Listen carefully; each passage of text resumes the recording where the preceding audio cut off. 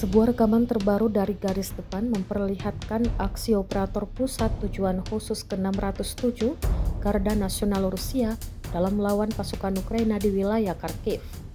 Dalam video yang beredar di Telegram Senin 1 September 2025, terlihat bagaimana operator mengendalikan drone peledak dengan presisi tinggi.